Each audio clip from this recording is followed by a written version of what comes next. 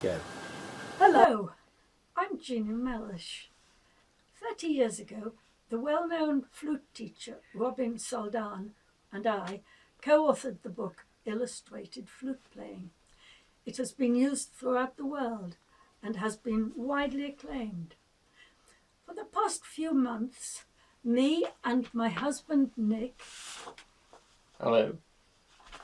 have been working on an ebook version so that you can carry it around in your pocket. It fits nicely on the tablet.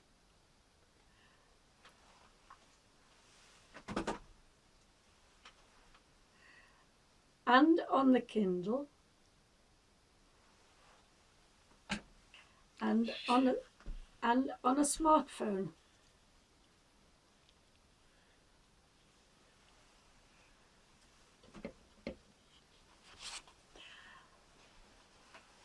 A few days ago, Robin Soldan and I got together. Hello, we've got the two authors here of Illustrated Fluteplaying, and that's on your right, Jeanie, on your left, yes. Robin Soldan, Jeanie Mellersh, Robin Soldan. They're here to talk because we're just about to put out the book, which has been going for almost 30 years. Illustrated Fluteplaying, yes. It's been going for 30 years, and we're just about to put it out as an ebook. And they're going to talk about the advantages of this and the history of the book. So carry on, Jeanie and Robin. Well, hello. Hi. So we're now on to a new stage, ebook stage, and it's going to be really very valuable to the students and the teachers and the flute players, I believe. Well, I think it should be, because I think almost everybody now seems to have a smartphone, and yes. The point about smartphones is you can carry them away in your pocket, you can have them at home, you can have them in the lesson, you can have them wherever you happen to be, and to have the whole book into one small smartphone, and then just to be able to look up certain aspects of technique that your teacher might have been talking about is, to me, sounds a really brilliant idea, instead of carrying the whole book around with you. So, well, actually, that's a Kindle. Well, okay, that's a Kindle, but a smartphone, similar thing. Yes. And I can't see it being a problem for people to find what they want in it, just like they can in the actual book, which has been going now for 30 years and being used by people all over the world, amazingly enough. Isn't it?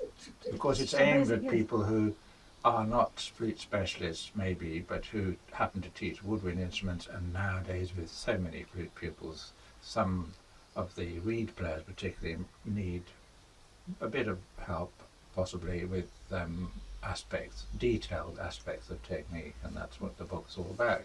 And we thought together when we first started that it would be so useful to have illustrations on every page, illustrating the points in a very sometimes amusing way, sometimes a very graphic way, so that children as well as adults could just look at it. Well, actually, Robin, what you say is really true, and I think yes, we know for the response we've got how valuable it is, this to the teachers and the players.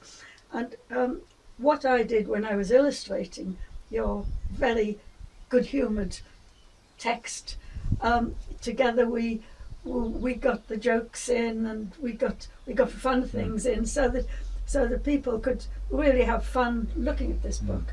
And even if you're 9-year-old or 79, it's still a very user-friendly book. And what I did is I took your knowledge, your deep knowledge of the flute, and took each paragraph or aspect, and I thought, how can I best illustrate it?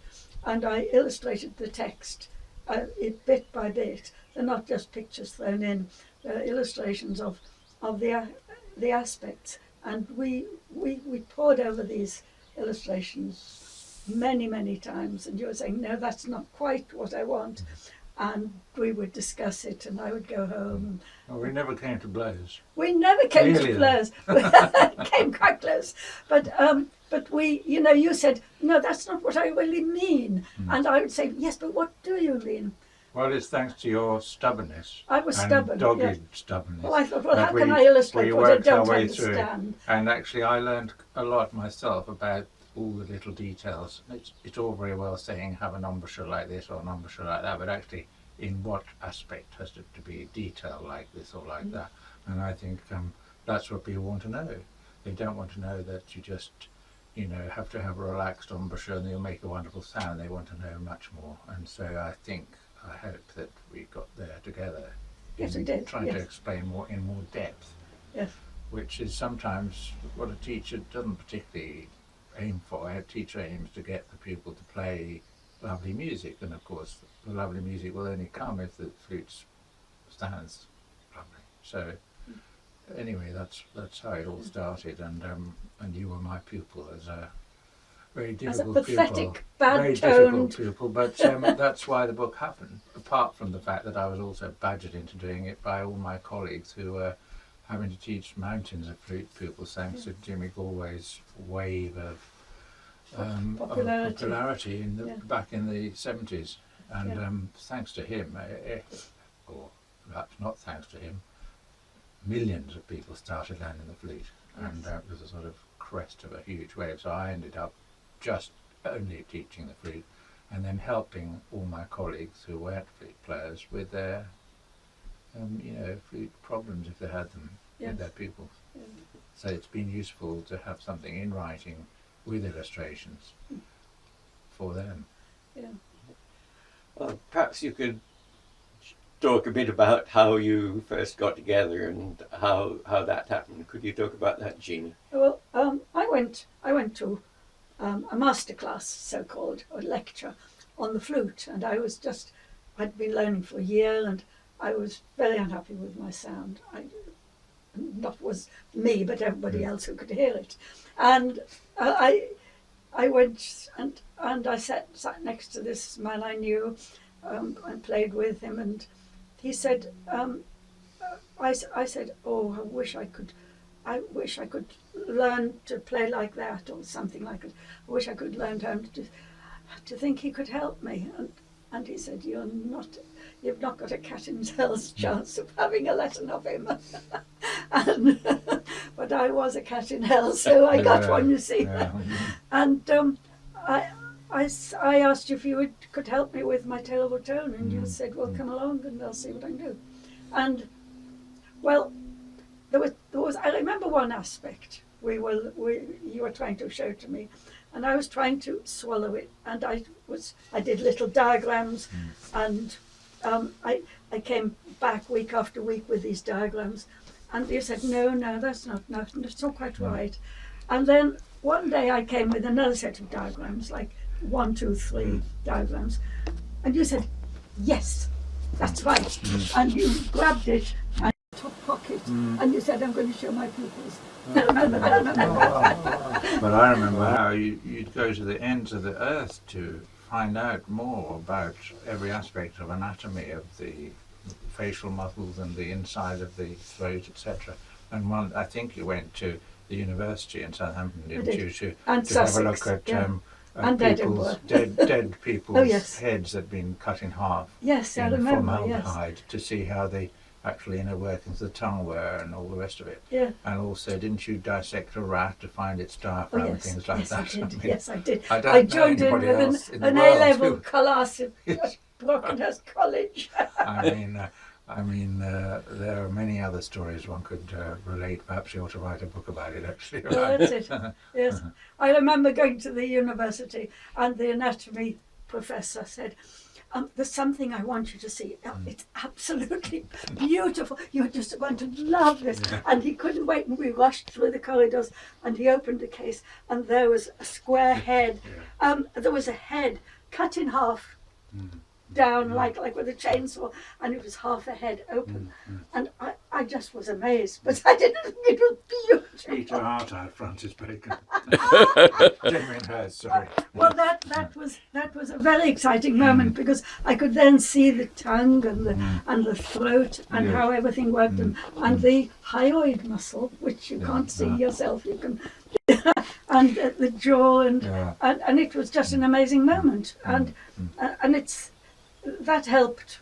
I mean, I don't think there's a picture of it in the book, but it helped me to understand, because I had to understand doubly before I did a picture of every aspect, and that's why I was so insistent and wanted the details right. I think. Well, we did, both of us, do quite a lot of research, and also I have to thank my friend David Baker, who was a naval anaesthetist, top ranking man, also a wonderful flute player, and he wrote the chapter on breathing, which is absolutely wonderful. Still, I think, so clear that anybody can understand the mechanism. Didn't you say the singer?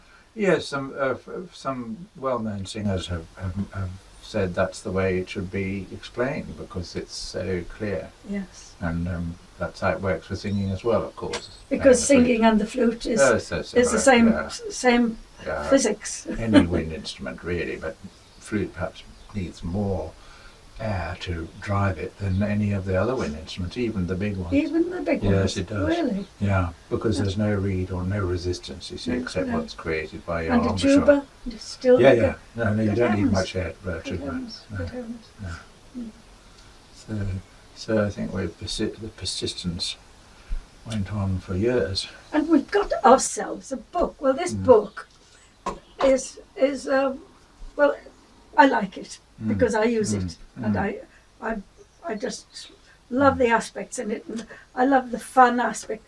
Actually, how it opened there, the horse is you. I'll pull a horse face. Can you do it? Can you pull? Wait a minute, no, I haven't got them both together yet. Put it back where it was. Put it next to Robin now. Can you neigh? And this was my bread bin. Oh, let's have a look at the bread bin. Yes, that was good, I think. So yes, there's a lot of art, and this house opened here. That boy there. What happened to him? Well, it's Andrew. He became principal of the RPO and of the BBC Welsh, and now he's in Australia, principal flute in the West Australian Orchestra. Very amazing natural flute player. Oh, wait a minute. Have I got him? Yes, I have. That's Andrew. He was about 11 at the time, wasn't he? And who else is in the book? Well, we're just on this. Well, there's lots of probably people we know. Look. We were younger then. That is Robin and Jeanie, about 30 years ago. And that was a day, I think, when we went out into the garden to the apple tree, and I found a forked branch. Yes, you jammed my head in it. Jammed his head in the fork of the branch. Yeah. And so it wouldn't move while he played the low to the high notes. And that's right.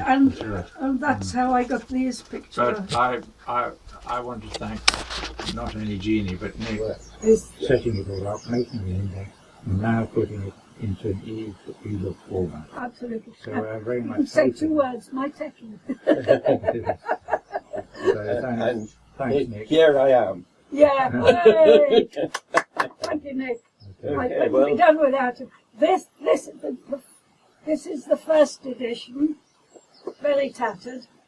Very valuable. This is the first edition. And that's Susie Cooper, isn't it? And that's Susie Cooper, yes. And this is and that is Julie. Yeah. Julie Beach. That is the second edition, about 10 years later, and this is the third edition, about 10 years later.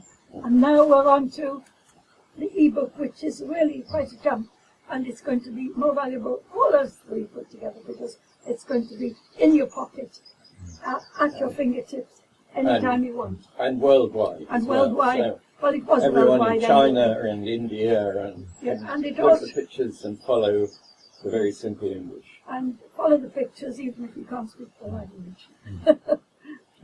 So, And thank you for your deep knowledge and expertise and great sense of fun. Okay. Thank you, Jeanie. okay, that's it. Let's hope we've actually got it.